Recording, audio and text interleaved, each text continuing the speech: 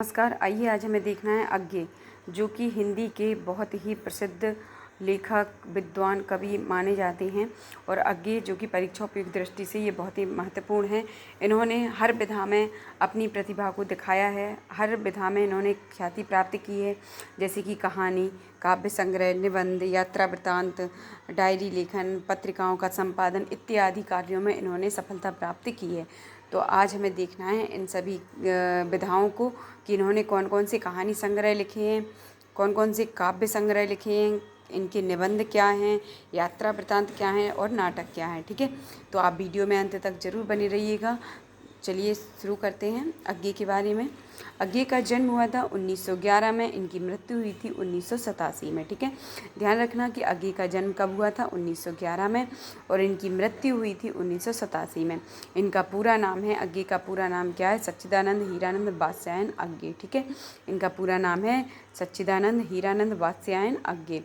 अब देखते हैं इनके कहानी संग्रहों को। कहानी संग्रह इनके हैं विपथगा 1937, परंपरा 1940, कोठरी की बात 1945, अमर वल्लरी 1945, शरणार्थी 1948 और जयदोल 1951, ये तेरे प्रतिरूप 1961। ये क्या है, इनके कहानी संग्रह हैं।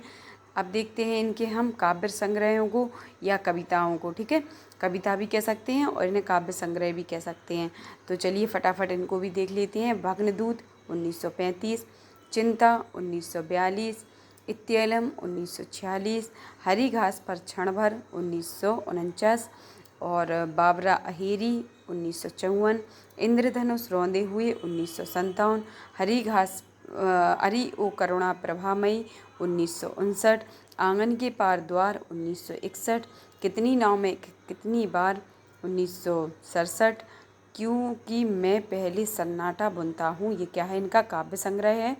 यह है 1973, महावृक्ष के नीचे 1977, नदी की बाग पर छाया 1981, पूर्वा 1965 और सुनहरे सैवाल 1965। ठीक है, सुनहरे सैवाल जो है ये इनकी चित्रात्मक कृति है। ठीक है, चित्रात्मक काव्य कृति है इनकी ये सुनहरी सैवाल। मतलब क्या है कि इसमें लिखा भी हुआ है और चित्र भी है इसमें। ठीक है, चित्रों के द्वारा इसमें दर्शाया गया है। और तो ये क्या है, सुनहरे सैवाल।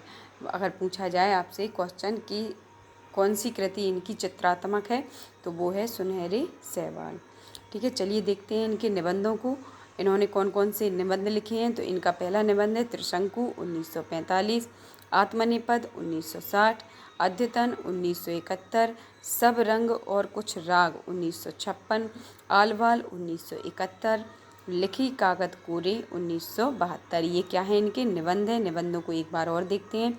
त्रिशंकु 1945, आत्मनिपद 1960, अद्यतन 1971, सब रंग और कुछ राग 1956, आलवाल 1971, लिखी कागज कोरे 1972। इन्होंने एक नाटक लिखा है उत्तर प्रियदर्शी। इनके नाटक का नाम क्या है, उत्तर प्रियदर्शी एक नाटक है इनका। ठीक है, अब देखते हैं इनके यात्रा वृत्तांत। इन्होंने 2 यात्रा वृत्तांत भी लिखे हुए हैं। बहुत ही प्रतिभा के धनी कवि माने जाते हैं कौन, अज्ञे जी। ठीक है, तो अज्ञे का जो यात्रा वृत्तांत है 2 लिखे हैं इन्होंने। अरे ययावर रहेगा याद 1943 का है। ठीक है, ये अरे ययावर रहेगा याद 1943, एक बूंद सहसा सहसा उछली। ठीक है, एक बूंद सहसा उछली ये 1960 का है। और अब देखते हैं इनका डायरी लेखन। इन्होंने डायरी लेखन भी किया है। तो डायरी लेखन से संबंधित इन्होंने 3 रचनाएं की हैं, भवंती, अंतरा और शाश्वती। ठीक है, भवंती, अंतरा और शाश्वती ये क्या है, इनकी डायरी लेखन से संबंधित है। अब देखते हैं इनकी पत्रिकाओं का संपादन इन्होंने किया है।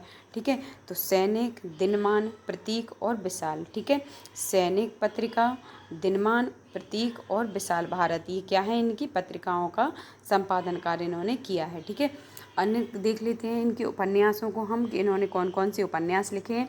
तो शेखर एक जीवनी भाग 1 1940, कहीं कहीं 41 भी मिलता है। तो शेखर एक जीवनी भाग 1 1940-41 और शेखर एक जीवनी भाग 2 1944। ठीक है, नदी के द्वीप 1951, ये इनका उपन्यास है। नदी के द्वीप 1951। अपने अपने अजनबी 1961। ठीक है, अपने अपने अजनबी 1961। अज्ञे को प्रयोगवाद का जनक माना जाता है। जैनेन्द्र ने इनको अज्ञे नाम दिया। ठीक है, ये कुछ फैक्ट हैं इनके लिए, इनके फैक्ट हैं, इंपॉर्टेंट हैं, ये याद कर लेना आप कि अज्ञे को प्रयोगवाद का जनक माना जाता है और जैनेन्द्र ने इनको अज्ञे नाम दिया। और 1964 में आंगन के पार द्वार के लिए साहित्य अकादमी पुरस्कार इनको मिला। ठीक है, 1964 में आंगन के पार द्वार के लिए इनको क्या मिला? साहित्य अकादमी पुरस्कार मिला। और 1978 में कितनी नाव में कितनी बार के लिए इन्हें ज्ञानपीठ पुरस्कार मिला।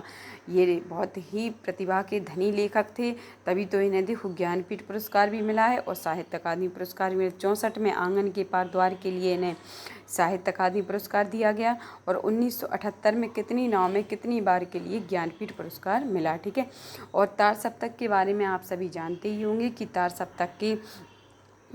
सप्तक का संपादन भी इन्होंने किया है। वो मैं एक अलग से वीडियो बना दूंगी आप लोगों के लिए, उसमें तीनों तार सप्तकों को रखूंगी, चारों को, तो उसके लिए एक अलग से वीडियो बनाऊंगी। तो अगर आपको ये जानकारी अच्छी लगी हो तो वीडियो को लाइक शेयर सब्सक्राइब ज़रूर करना। Thank you so much.